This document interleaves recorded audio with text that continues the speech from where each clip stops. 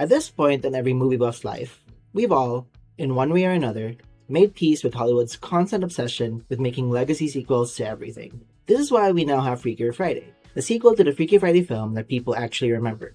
No offense to people who like the original, of course. Full offense to people who like the musical version. Freakier Friday is a film that really only could exist in Hollywood's current climate. While the 2003 film is certainly beloved, even being the definitive body swap movie for a lot, it's not exactly a movie that sets itself up for any real follow-up.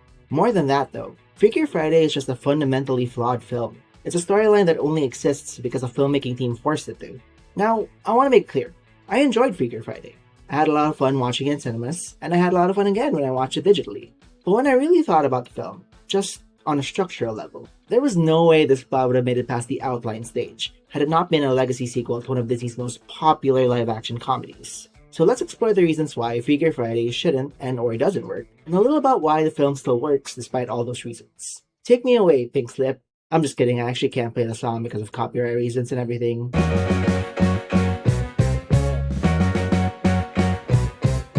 Right from the get-go, Freakier Friday has an immediate problem. It's a body swap story in a world filled with a bajillion body swap stories. Even the story of Freaky Friday has been told 4 times prior by Disney themselves. So how do you make such a familiar story freakier without losing what made it freaky in the first place? Well, instead of just 2 characters switching bodies, why not make it 4? Yes, Freakier Friday follows 4 different characters this time. Harper, Lily, Anna, and Tess. Set 22 years after the first movie, Anna is now a single mom raising her teen daughter Harper with the help of her own mom Tess, who cannot stop undermining her parenting. Mom, I told you I could take her. I know, sweetheart, but I saw in your stories that you were working at the studio late, and so I decided to take her. One day, though, Anna meets and falls in love with another single parent named Eric, who's also the dad of Harper's high school enemy, Lily. Talk about a situation made of hot glue instead of blue tack, if you know what I mean. Nobody has any idea what you mean. So now Anna and Eric are getting married and planning on moving the blended family to London, which is a problem because Harper and Lily still both really hate each other. Harper wants to stay in California with her grandma Tess, and just 2 days before the wedding, Change the hearts you know are wrong to reach the place where you belong. Change the hearts you know are wrong to reach the place where you belong. the 4 of them switch bodies and have to, understand each other and stuff to switch back. Why do I sound like this? Sound like what? American? Oh, good, Mom. What was that? Oh, ow, oh. While body swapping 4 characters is a decent way to step up your movie's freakiness, unfortunately for Disney, they were beaten to the punch by Netflix, who released Family Switch 2 years prior. This is a completely unique and original situation that has literally never happened before. Right? I mean, no kid has ever just woken up big. Yeah, it's so freaky. You're telling me I'm 17 again. I'm 13 going on 30. Family Switch is a pretty bad film, and certainly a worse movie than Freakier Friday, mainly because half the jokes are insufferable. But it also goes about its body switching premise in a smarter way. See, when you switch 4 characters instead of 2, or 6, but the dog and baby don't really count, it can get really hard to keep track of who's who. Family Switch's solution was to have the characters who switched bodies be of the same gender, and also have them spend most of the film with each other. That way, if you're ever confused of, say, who's supposed to be in this boy's body, all you have to do is wait 2 seconds, and poof, there's your answer. Freakier Friday doesn't have the advantage of different genders, so its solution was to switch bodies and divide shared scenes based on age instead. Harper switches bodies with her mom, and Lily with Tess. I look Eileen Fisher years old. I'm literally my mother. The adults then spend most of the film together, and so do the teens. You know, you lot are getting the better end of this deal. It's us who are going to be dead in like 5 years.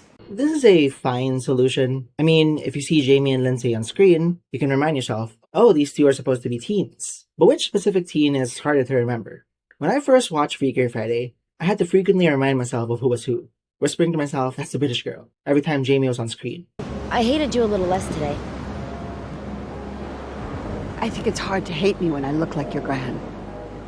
And while remembering who was easier on a rewatch, the problem never fully went away. But that might also be because these 4 women aren't very well-defined characters. Or at least there's enough contrast between them. For a body swap plot to work, the characters have to be significantly different. And the first Freaky Friday nails that perfect. Tess and Anna were complete opposites in that movie. Tess being the uptight mom and Anna being the rebellious teen. You think you can be me? Oh, everyone's out to get me. You're ruining my life. I'll just suck the fun out of everything. I do not suck the fun out of everything. Fun sucker. And even just the way they sleep firmly establishes how different these characters are. In Freakier Friday, Anna grows up to be a lot like her mom. Make good choices. Make good choices. You are so lame. And while that may be commentary on how we all grow up to be our parents, it also provides a terrible foundation for a body swap movie. When Anna and Tess are in Harper and Lily's bodies, it's pretty hard to figure out who's supposed to be who. Take this scene. I have connections on the school board, Elton. Well, you're a stupid kid and you have no connections, but 3 more weeks of detention. That was uncalled for. Let's all take a deep, centering breath.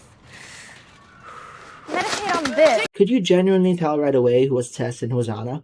And really, why couldn't Anna have more personality to her? She had plenty of personality in the first film and currently works as a music producer. So why lose so much of her cool punk rock edge? A lot of punk rock music nerds do grow up to still be punk rock music nerds as adults. Just scroll through the album pages on Rate Your Music. Harper and Lily do have more contrast, that being Harper is the laid-back surfer girl, and Lily is the snooty popular fashionista. How about you do your actual share of the work instead of doodling? It's called designing. The measurements have to be precise. However, Freakier Friday takes zero advantage of that when it comes to Tess and Anna being in their bodies, as they're simply in detention the entire time they're in high school. No screens, books. Wait. Does he mean hours of uninterrupted peace? You know, this is exactly what it would be like if someone Freaky Friday with me. Just an entire day of doing absolutely nothing. We don't even see Anna and Tess interacting with Lily and Harper's supposed best friends, other than these lines. Get over yourself, Elton. This is high school, not prison. Yeah, it's not a prison. Which, FYI, research shows is ineffective at preventing recidivism. Yeah, risicism. You're making these kids want to act out more. How does Lily always manage to make things worse? Look at Tess trying to fit in with Anna's friends in the first film. So, we saw you. Tell me what? With Jake? Oh, no. I don't believe in physical contact with the opposite sex. What is up with you today? You act like you don't even care about this band. Look, girls. Guys. What's wrong? I can't do this. Since when do you get nervous? And in this film, there's not even a Harper, you're acting pretty strange today, huh? Maybe they didn't want to piss off a satire. As such, most of Freakier Friday's gags are basically the same 2 jokes repeated over and over. God, isn't it so great to be in a young person's body? I bent down and didn't toot. Youth really is wasted on the young. My knees work! I'm not real dairy. Bush was president. And God, isn't it so awful to be in an old person's body? My face feels so thirsty and dry. At least your body didn't wake up with arthritis. In Freaky Friday, a lot of the comedic scenes felt character specific. Only a teenager like Anna would have acted like this. Okay, do this with me, all right? Let's just say this cute guy asks you out. What are you gonna do?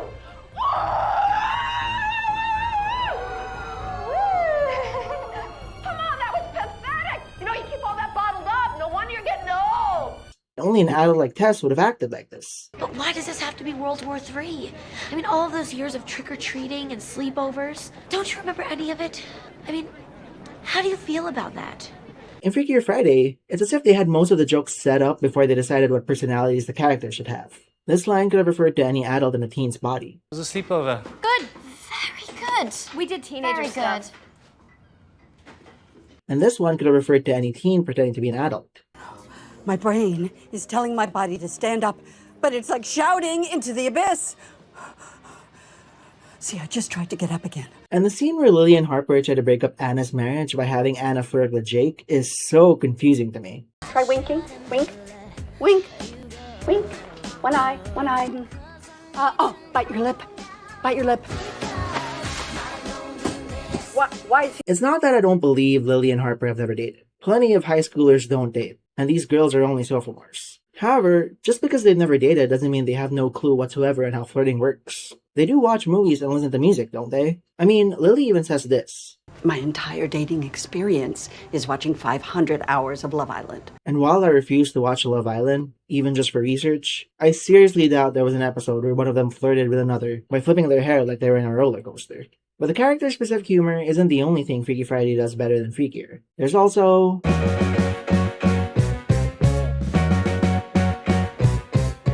So if you were to write a screenplay for a Freaky Friday film, what day would you set your story in?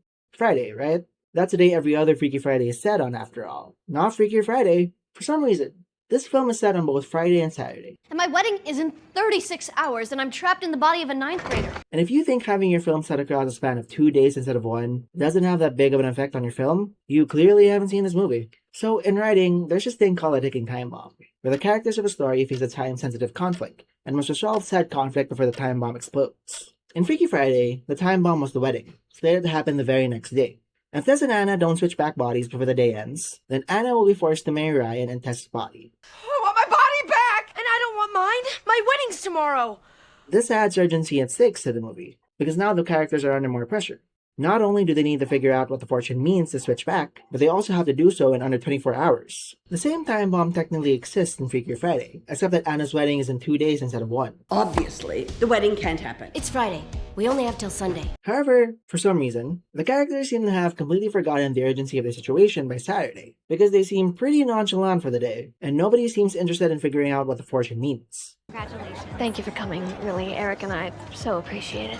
Like, remember in the first film when Tess and Anna were desperately trying to switch back while they were at the rehearsal dinner? What are you doing? Nothing.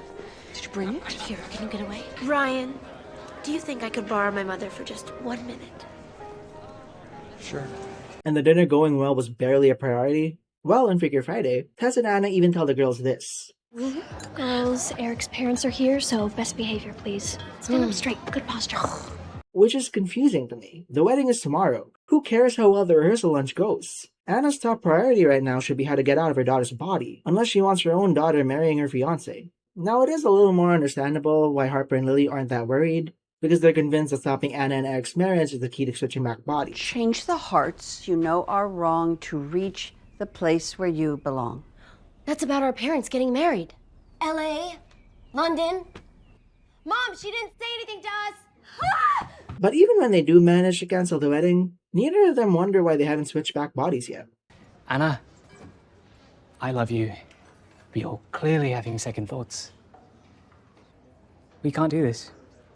Yes, we did it. Yeah. In fact, this whole thing is confusing because Harper and Lily initially lied to Tess and Anna, so they can solve the fortune themselves. But then Anna and Tess find out that Harper and Lily lied to them. I said the reading directly to you both, multiple times, in a scary whisper voice. Because we weren't there. That wasn't... And they aren't mad in the slightest. They don't question why the two girls would lie. This easily could have been a point of contention among all of them, but the movie decides to hand-wave it away for some reason. See, setting Freaky Friday over the course of 1 day was perfect. It made the ticking time bomb clear and easy, and as the day went on, the more and more urgent the film got, especially with the Wango Tango editions happening the same night. The passage of time felt tangible and trackable in the first film, while in the second, the days almost feel endless and meandering, which might work for a standard family drama, sure, but not for a Freaky Friday movie. Also, isn't Eric breaking off the wedding something of a good thing? I mean, they're still in each other's bodies, with no clear hope of switching back soon. So while it sucks, sure, wouldn't the wedding being called off be something of a relief, because it allows them more time? And still, Lily and Tess are doing their best to get Anna and Eric back together and keep the wedding going the next day. Do you love her? I love Anna. Do you want to marry her? I want to marry Anna. Knowing full well that that might mean Harper would have to marry Eric in Anna's body. See, this easily could have been fixed if Lily and Harper realized that their plan to stop the wedding wasn't the fortune solution, and that making the wedding happen was the right course of action instead, which leads us to...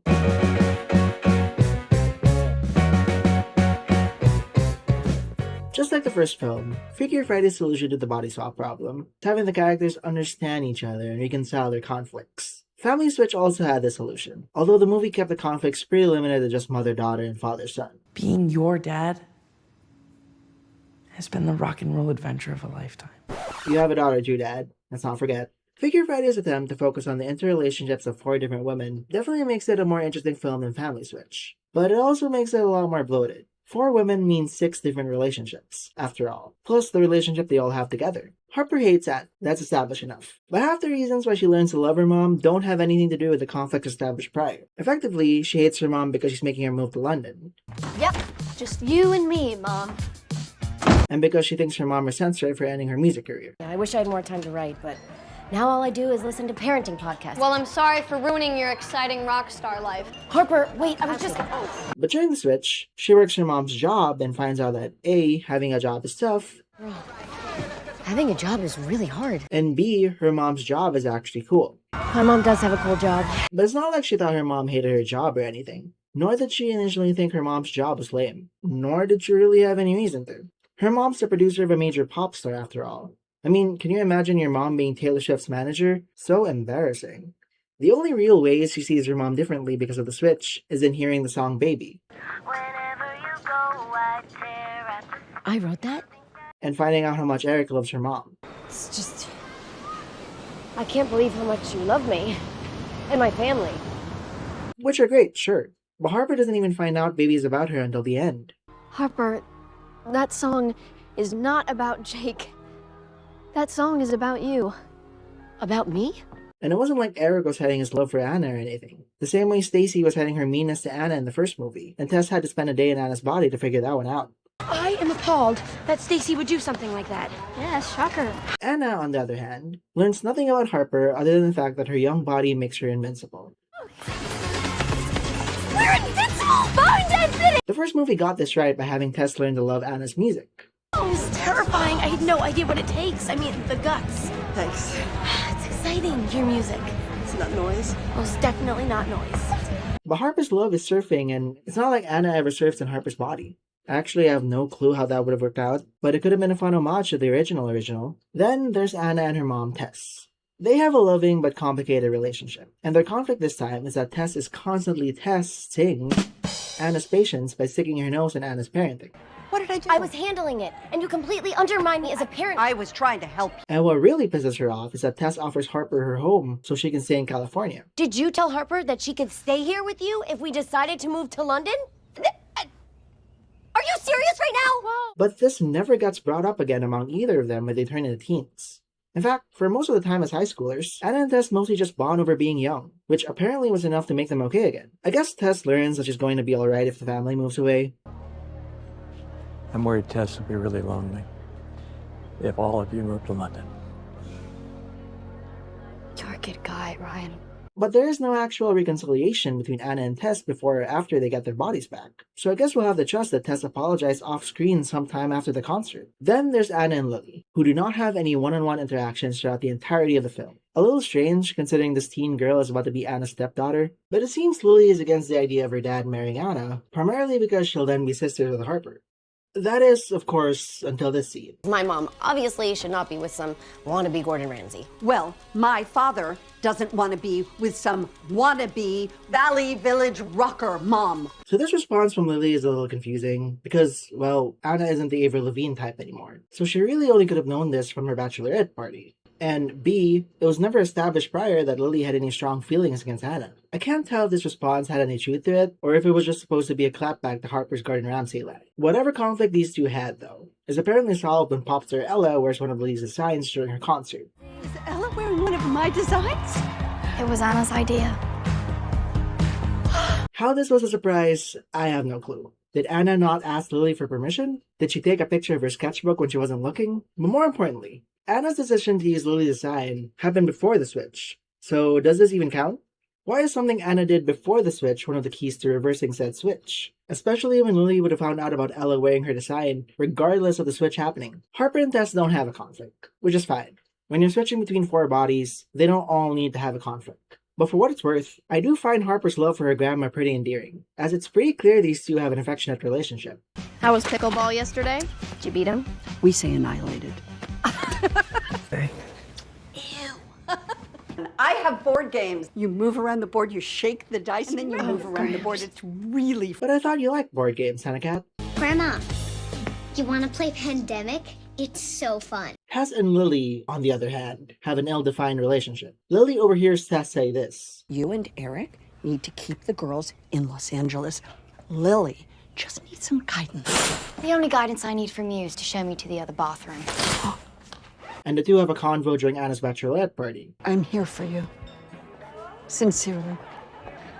With all due respect, Dr. Coleman, you're not my gran or my therapist. But really, what actual conflict or relationship do these two have? It seems straight up incidental that she and Lily switched bodies, an aftermath result of the more intentional Harper switching bodies with her mom. To me, however, the main conflict has always been with Harper and Lily. And to the film's credit, both their initial conflict and their path to resolution are the most well done out of all the interpersonal relationships. If you've ever hated anyone in high school for any reason, you'll relate pretty hard to all these petty interactions.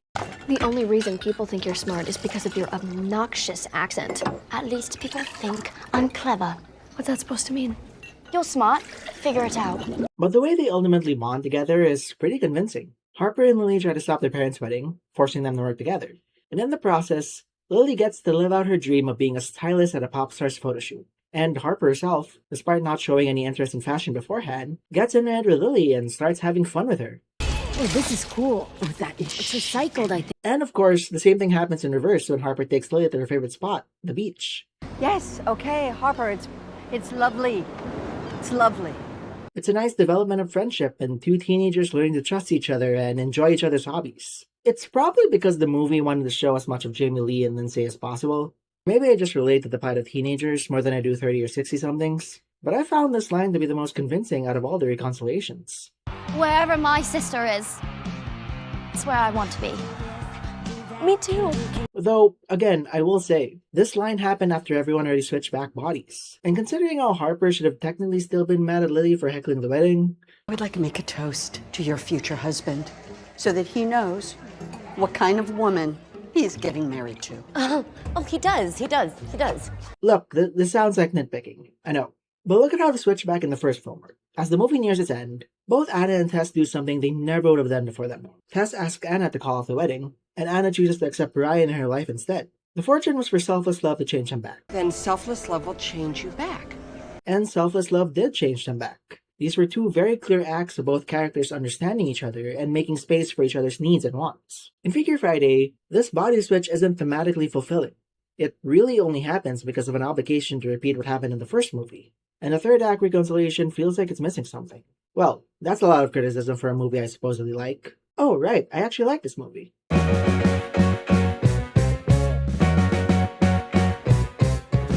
The body swap genre, I find, is pretty hard to completely mess up.